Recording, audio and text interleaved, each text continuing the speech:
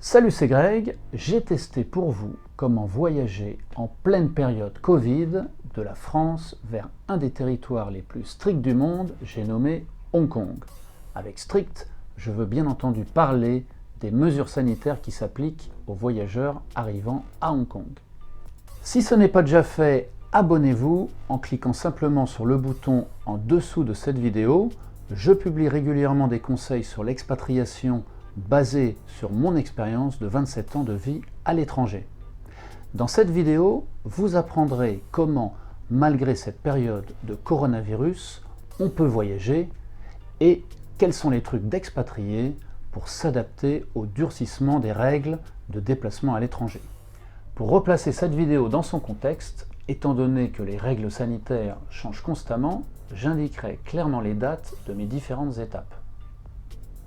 Je tourne actuellement cette vidéo dans un hôtel de Hong Kong où ma famille et moi sommes actuellement en train de terminer notre période de quarantaine obligatoire avant de pouvoir enfin rentrer chez nous. Quand on est expatrié français en Asie, la famille restée en France, c'est loin. En temps ordinaire, c'est déjà un challenge, mais en période de coronavirus, ça l'est encore plus. Donc, avant de renoncer à voyager, à cause des raisons sanitaires, on se pose quelques questions. En ce qui me concerne, ma fille étudiant en France au lycée et une naissance très attendue ayant eu lieu dans ma famille proche, nous avions décidé de longue date de voyager. Par contre, étant donné l'obligation de quarantaine au retour à Hong Kong, je comprends tout à fait que beaucoup de monde ait dû renoncer ou faire une croix sur leur déplacement de fin d'année, car pour des raisons professionnelles, passer un certain nombre de jours en hôtel ne permet malheureusement pas à tout le monde de bouger. Pour voyager de Hong Kong vers la France, aucune formalité particulière n'était prévue à la date où nous sommes partis, le 12 décembre. Cependant, afin de ne faire courir de risques à personne, nous nous sommes fait tester à Hong Kong à nos frais avant de partir. Nous avons pris un vol pour la Suisse, pour Genève, et nous avons ensuite rejoint Annecy, ville où réside notre fille en internat, que nous voulions récupérer avant de pouvoir partir pour Rennes, c'est-à-dire en Bretagne. Nous avons appris à Rennes, le 25 décembre pour être précis, que la quarantaine à Hong Kong allait passer de 14 à 21 jours, ce qui n'est pas vraiment le cadeau de Noël que nous espérions. Mais qu'à cela ne tienne, de toute façon, nous n'avions pas le choix et nous l'avons pris comme un défi de plus à relever dans notre longue vie d'expatrié du bout du monde. Pour être honnête, je savais que les conditions requises pour rentrer à Hong Kong étaient assez complexes, mais j'étais loin de me douter ce qui allait nous arriver. Les tests de dépistage commençaient à se généraliser en France et il paraissait facile de s'inscrire pour en faire un.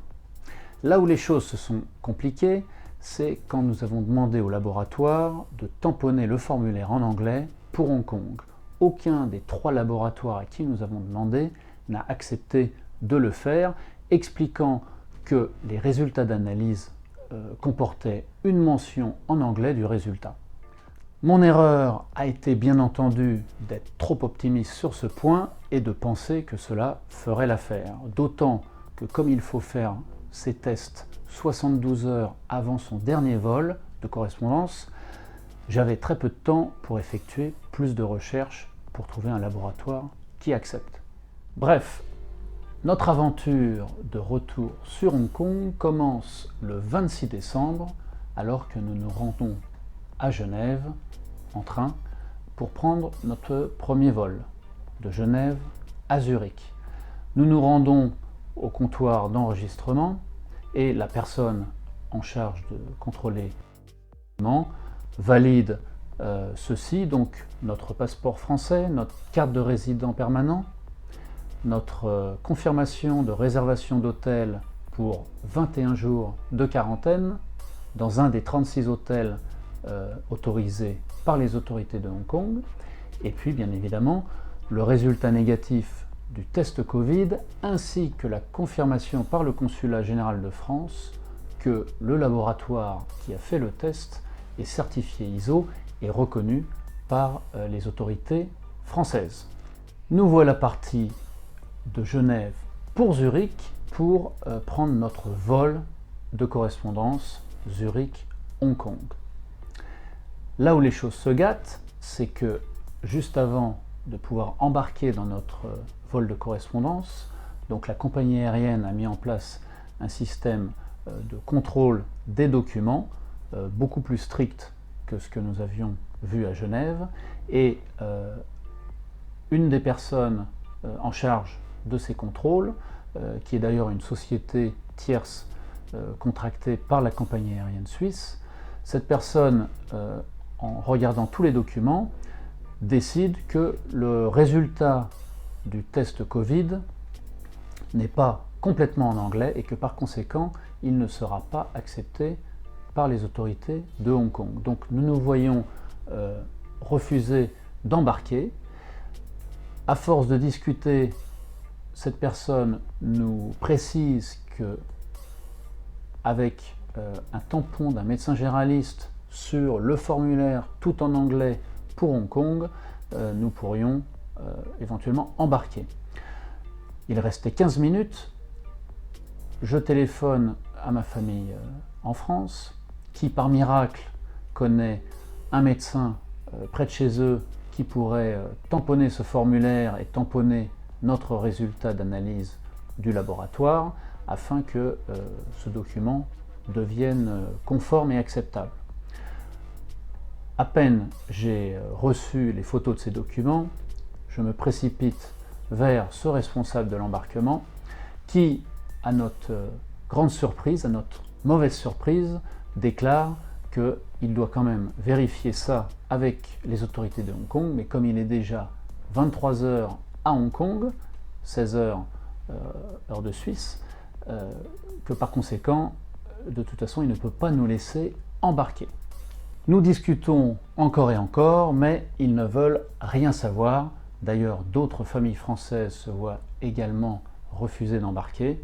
Bref, les complications, en fait, ne font que commencer. Il est donc 16 h à Zurich, un samedi après-midi. Donc, nous nous retrouvons seuls dans le terminal.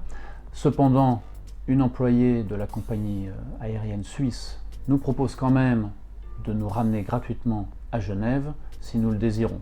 Cependant, en ce qui nous concerne, n'ayant aucun pied-à-terre ni à Genève ni à Annecy, ça ne nous aidait absolument pas. Donc nous décidons de rester à Zurich pour trouver une solution sur place.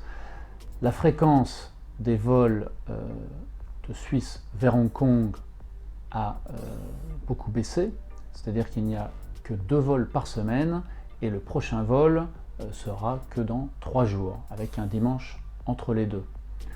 Donc nous décidons de trouver un appartement de location, ce que nous trouvons assez facilement grâce aux applications internet, et ensuite nous tâchons de trouver la possibilité dans Zurich de pouvoir refaire un test, puisque celui fait en France ne sera plus valable pour notre vol suivant. Malheureusement, même en Suisse, les laboratoires refusent de tamponner ce formulaire tout en anglais. Même chose, les résultats d'analyse comportent une mention en anglais et les laboratoires expliquent tous que ça doit suffire pour voyager. Au bout de beaucoup de recherches, nous finissons par découvrir que le centre médical de l'aéroport de Zurich, qui fait également des tests Covid à des prix prohibitifs, accepte de vouloir bien tamponner un document externe, donc ce fameux formulaire en anglais pour Hong Kong dont nous avons absolument besoin.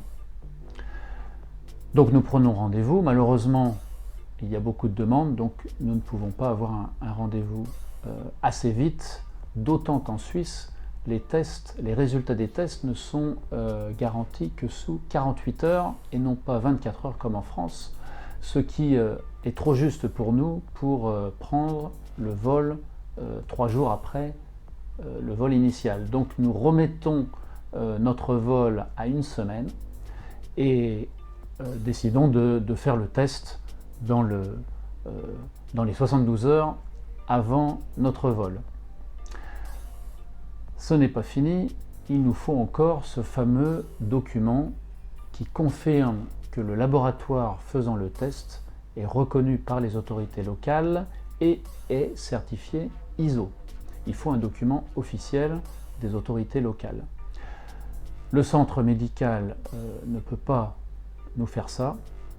Par contre, nous encourage à contacter le laboratoire partenaire directement et voir avec eux.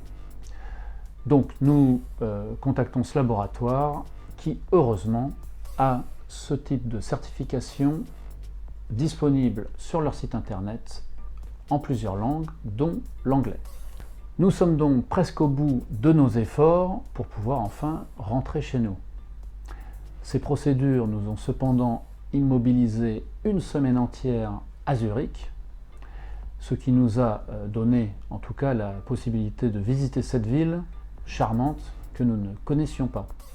Échaudé par le fait que l'acceptation à bord ou non dépend de l'interprétation d'une seule personne des documents, et qu'en cas de refus, il soit bien évidemment impossible de réagir puisque ces contrôles se font juste avant l'embarquement, nous décidons de pouvoir rencontrer un responsable de cette société tierce en charge des contrôles de documents avant l'embarquement, afin de nous assurer que nos documents seront acceptés pour nous permettre de monter à bord. Nous retournons donc une nouvelle fois à l'aéroport de Zurich et parvenons à rencontrer un responsable de cette société tierce en charge des contrôles de documents, à qui nous présentons tous les éléments que nous avons réussi à réunir afin qu'il les vérifie et nous dise qu'ils sont bien conformes pour embarquer dans notre prochain vol. Ce monsieur nous confirme d'ailleurs que Hong Kong est en ce moment la destination la plus stricte du monde en termes documentaires et que les règles changent effectivement très fréquemment. Il vérifie nos documents, nous les valide, non sans se protéger d'ailleurs, en nous précisant que, évidemment, c'est sous condition que les règles ne changent pas une nouvelle fois avant le départ de notre vol. Merci pour le stress, mais nous commençons à être habitués. Le jour du vol, c'est-à-dire samedi 2 janvier 2021, nous nous présentons à l'embarquement. Nos documents sont vérifiés et validés. Toutefois, nous voyons qu'un certain nombre de passagers qui ont séjourné en France ou en Allemagne, qui sont en ce moment 2 pays jugés à haut risque par Hong Kong, certains de ces gens-là se voient refuser l'embarquement. En ce qui nous concerne, nous réussissons enfin à monter à bord. Les règles sanitaires étant prises par chaque pays de façon unilatérale, il est très compliqué pour toutes les parties, les voyageurs comme les prestataires, les laboratoires, les compagnies aériennes, etc., de pouvoir accéder à une information claire de façon à ce que tout le monde puisse appliquer ces règles facilement. Je reste cependant optimiste et je crois qu'il deviendra plus facile de voyager très prochainement, une fois que des bulles de voyage auront été établies entre 2 pays, ou qu'un certain nombre de règles pour voyager auront été discutées de façon bilatérale, voire multilatérale. Concernant la quarantaine en hôtel de 3 semaines, je vous fais maintenant ce petit témoignage au 20e jour de notre période de quarantaine. À Hong Kong, il faut savoir qu'il s'agit d'une quarantaine stricte, c'est-à-dire que les autorités ne vous lâchent plus de votre sortie de l'avion jusqu'à la porte de votre chambre. De nombreuses pancartes rappellent d'ailleurs à tous les gens en quarantaine qu'il est formellement interdit de sortir de la chambre. Le fait de sortir de la chambre est d'ailleurs passible d'une amende de 2000 € et d'une peine d'emprisonnement. Autant vous dire que la taille de la chambre a son importance et aussi le fait, si possible, de pouvoir la faire à plusieurs afin de ne pas se sentir isolé. Dans mon cas, nous sommes 3, donc mon épouse, mon fils et moi. Hong Kong étant une ville particulièrement chère, il est bien sûr difficile de pouvoir maximiser la taille de sa chambre sans écorner de façon significative son budget. Il faut bien sûr considérer qu'il faut 21 nuitées en pension complète. Dans les 36 hôtels autorisés pour la quarantaine à Hong Kong, on trouve des forfaits qui vont de 1 500 € les 3 semaines en pension complète, dans une petite chambre de 12 mètres carrés, jusqu'à des forfaits dépassant les 20 000 € dans les suites des grands hôtels de luxe. Alors j'ai déjà fait une quatorzaine pendant l'été, et je sais que l'espace est un élément clé pour que la quarantaine se passe bien. D'ailleurs, à peine les 36 hôtels ont-ils été confirmés par les autorités de Hong Kong fin novembre, que toutes les suites et les grandes chambres ont été prises d'assaut en quelques minutes. Heureusement pour nous, nous avons réussi à trouver une chambre qu'on appelle familiale, c'est-à-dire que c'est une chambre avec 2 pièces séparées qui nous permettent de pouvoir nous isoler pour travailler dans des conditions quand même relativement convenables. Concernant les repas, tous les hôtels ne se valent pas évidemment.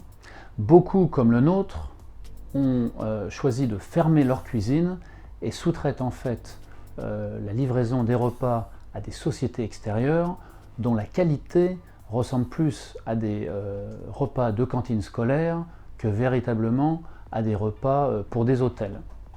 Heureusement, certains hôtels, dont le nôtre, Dieu merci, autorisent de pouvoir se faire livrer de l'extérieur, donc de pouvoir commander un peu ce qu'on veut et de se le faire livrer, ce qui n'est pas le cas de tous les hôtels. Mon expérience personnelle, c'est que d'une façon générale, pour la période de quarantaine, la première semaine est la plus difficile, c'est-à-dire que il faut commencer à s'habituer à cet espace clos, à ce manque de liberté de déplacement, mais ensuite une certaine routine s'installe et on s'aperçoit que les 2 semaines suivantes, même si évidemment on a hâte de sortir, mais disons que les 2 semaines suivantes se passent relativement plus facilement. Le fait d'avoir une vue dégagée et aussi de pouvoir ouvrir sa fenêtre aide considérablement à augmenter l'impression d'espace. À l'heure où je fais cette vidéo, c'est-à-dire samedi 23 janvier 2021, les restrictions sanitaires décidées dans tous les pays continuent d'évoluer. On se dirige malheureusement vers des restrictions de plus en plus fortes, ce qui va bien sûr affecter les possibilités de se déplacer à l'étranger. Ceci étant dit, il restera bien entendu toujours possible de voyager, mais il faudra s'armer de patience pour chaque destination. En plus, il faudra certainement prévoir un temps dédié pendant ces congés pour pouvoir préparer et réunir tous les documents requis pour rentrer. Je ne regrette en aucun cas de m'être décidé à venir en France, malgré les difficultés. Ça m'a permis de revoir mes proches, de passer de bons moments en famille, ce qui est si rare quand on est expatrié en Asie. Il est encore trop tôt pour dire ce que je retiendrai de toute cette aventure, mais il y a fort à parier qu'à l'instar de beaucoup d'autres challenges que j'ai dû endurer dans certains de mes anciens pays d'accueil tels que Panama, tels que l'Inde, tous ces péripéties resteront un bon souvenir au final. Si vous aussi vous avez voyagé en période Covid ou comptez prochainement voyager, faites-moi part de vos commentaires ou questions. Je suis curieux de savoir comment vous abordez ces nouvelles conditions de voyage et ce que nous réserve l'année 2021. Ciao!